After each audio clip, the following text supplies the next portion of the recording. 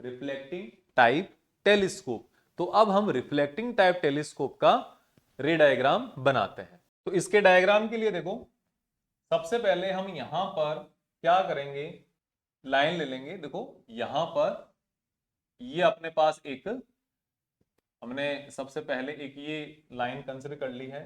फिर उसके बाद इसके जस्ट पास में यहां पर एक और लाइन हम कंसिडर कर लेते हैं।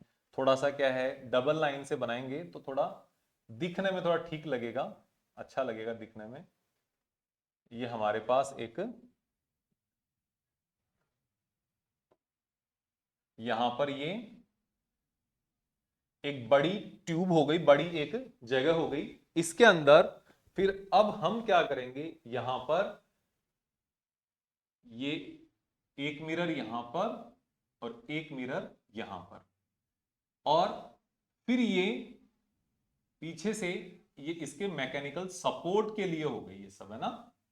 यहां पर फिर ये जो कुछ भी होगा वो इसके लिए सपोर्ट के लिए काम करेगा। ओके,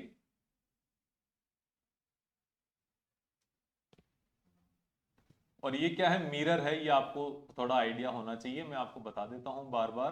ठीक है, this is for support, mechanical support. ठीक है, और फिर हम अब इसका क्या कर सकते हैं, सामने जब इधर से कोई भी लाइट रेज आएगी, यहां से कोई भी लाइट रेज जो इसके ऊपर आएगी इस मिरर पे, या चाहे कोई इस मिरर पे आएगी, तो यहां से रिफ्लेक्ट होंगी ये, और यहां से रिफ्लेक्ट होकर कोई यहां पर जाएगी ये लाइट्स। ठीक है, और ये वाली जो लाइट है ये भी इस डायरेक्शन में आएगी। जब इनको आप देखोगे, ये जो लाइट रेज है यहां से रिफ्लेक्ट होके इधर आ रही है, तो हम क्या करेंगे, अब इधर भी एक एक मिरर हम इस साइड में लगा देंगे जो कन्वेक्स मिरर होगा। ये इधर आपने मिरर बना दिया। अब ये जो लाइट रेज है इधर इसके साथ जाके अब ये इस डायरेक्शन में इधर ट्रेवल करेगी, ये वाली लाइट रेज। ओके, और आप इनको अगर चाहो तो थोड़ा और इसके साथ एक दूसरे के साथ इनको मिला सकते हो।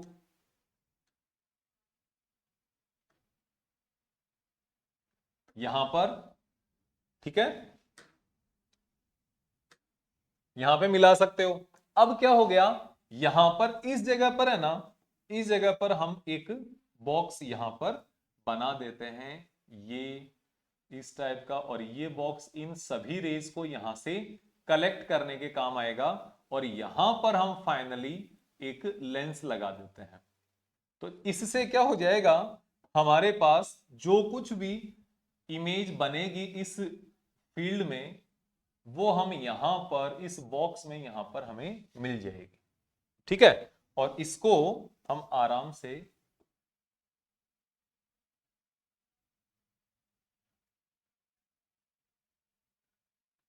यहां पर हमें ये इमेज मिल जाएगी। ठीक है,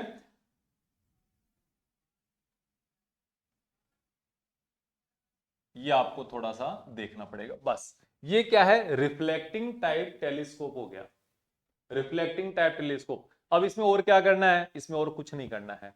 इसमें आपको इसकी मैग्नीफाइंग पावर से कैलकुलेशन नहीं करना है, इसका फॉर्मूला डेराइव करने की जरूरत नहीं है।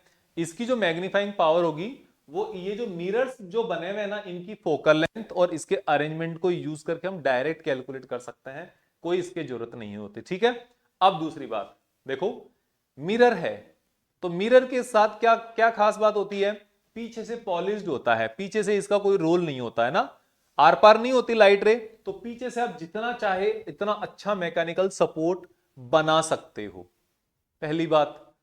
दूसरी बात हमारे पास यह है कि हम इसके अंदर इस मिरर में यहां पर एक चीज हमारे पास यह है कि बिल्कुल भी क्रोमिक एब्रेशन नहीं होगा, चाहे आप रेड कलर की लाइट हो, चाहे वॉयलेट कलर की लाइट हो, चाहे कोई और कलर की लाइट हो, सबके लिए angle i equals to angle r होता है, और वहां पर वेवलेंथ का, स्पीड का कोई रोल नहीं होता। इसका मतलब क्रोमिक एब्रेशन नहीं है, स्फेरिकल एब्रेशन भी नहीं है। जो पैरा एक्सियल रेज हो रही थी वो आपके पास आगे जाकर या लेट जाकर कोइंसाइड कर रही थी, फोकस हो रही थी, इसमें वो समस्या भी नहीं है। जो कुछ आएगी, जो भी रेज आएगी, वो एक जगह पर angle i equals to angle r के साथ काम करेगी। कितना सिंपल सा फॉर्मूले पे काम कर रही है, तो स्फेरिकल एब्रेशन नहीं है। हाई मैकेनिकल सपोर्ट, पूरा मिरर को एकदम गोद में उठा सकते हो आराम से, पीछे ईंट की दीवार खड़ी कर सकते हो, चलने दे, चल मेरे भाई, ठीक है। फिर उसके बाद एक साइड से आपको ग्राइंडिंग करनी पड़ती है मिरर को, एक साइड से ग्राइंडिंग कर दो, दूसरी साइड तो वैसे ही पॉलिश हो रखी है, तो कोई दिक्कत नहीं है। तो यहाँ पे ग्राइंडिंग कॉस्ट भी कम है, मैकेनिकल सपोर्ट ज्यादा है, और जो आपके पास लेंस जो होता है, जितना बड़ा बनाओगे उतना मोटा होता जाएगा। मिरर में ये चीज नहीं होती, मिरर में पतला सा मिरर बहुत बड़ा बनाया जा सकता है, पीछे मैकेनिकल सपोर्ट देना होता है केवल, ठीक है। तो यहां पर ये चीज भी नहीं है, तो यहां पर ये सारा ही यहां पर क्या हो गए, जो वहां पर डिसएडवांटेज थे वो यहां पर एडवांटेज हो गए। तो एडवांटेज जो reflecting type telescope, no spherical chromic aberration, no spherical aberration, light weight, इसका वेट कम होता है, high mechanical support, low grinding cost. इस तरीके से आपका ये जो ऑप्टिकल इंस्ट्रूमेंट्स है ये आपका कंप्लीट होता है। और इसके अंदर एक चीज और है, वो ये है कि आप ये समझ के चलो, जो हमने यहां पर रिफ्रैक्टिंग टाइप टेलीस्कोप की इतने कमजोरियां पड़ी थी, तो उससे देखो आपको मैं एक चीज बता देता हूं। रिफ्रैक्टिंग टाइप टेलीस्कोप की जो वर्ल्ड की लार्जेस्ट रिफ्रैक्टिंग टाइप टेलीस्कोप है ना, उसका एपरेचर है नियरली 102 सेंटीमीटर, लार्जेस्ट का। अब ये सोचो, ओनली इतना बड़ा, लगभग 1 मीटर के जितना बड़ा डायमीटर है, उतना ही वहां पर वो टेलीस्कोप बन सकता है, अगर रिफ्रैक्टिंग टाइप टेलीस्कोप की बात करें। लेकिन अगर वहीं पर रिफ्लेक्टिंग टाइप टेलीस्कोप अगर होगा, रिफ्लेक्शन वाला अगर हम देखें, तो इसमें जो एक सिंगल मिरर का जो डायमीटर है ना, वो भी ऐसा है जिसकी 10 मीटर्स डायमीटर के कई मल्टीपल पेयर लगाकर टेलीस्कोप बनाया गया है। और इसमें सबसे बड़ी बात क्या है, देखो, मल्टीपल पेयर मतलब बहुत सारे ग्लास आप अलग अलग पेयर करके लगा सकते हो, 7 ग्लास लगा सकते हो, 6 आर पार में, एक सेंटर में, और हर एक का 10 मीटर्स इसका डायमीटर है, मतलब 1000 सेंटीमीटर तक डायमीटर है। तो इससे 10 टाइम्स ज्यादा तो यही हो गया, ठीक है ना। वो भी यूएसए में, ये भी यूएसए में, ये भी यूएसए में। और इंडिया की जो सबसे बड़ी जो टेलीस्कोप है, वो भी रिफ्लेक्टिंग टाइप टेलीस्कोप है, उसका जो डायमीटर है वो 2.35 मीटर होता है, नियरली इसका भी 235 सेंटीमीटर डायमीटर अपने इंडिया के पास ही इतना। तो इससे ज्यादा तो जो यहां पर ये रिफ्रैक्टिंग टाइप टेलीस्कोप से 2.5 गुना ज्यादा तो हमारे पास ही अवेलेबल है। तो क्या काम की है वो, है ना, काम की थी जब बनाया था, लेकिन अब धीरे धीरे इन्वेंशंस होते हैं, लोगों को पता चलता है, दिमाग काम करता है, तो ये सारी चीजें सामने निकल के आती हैं।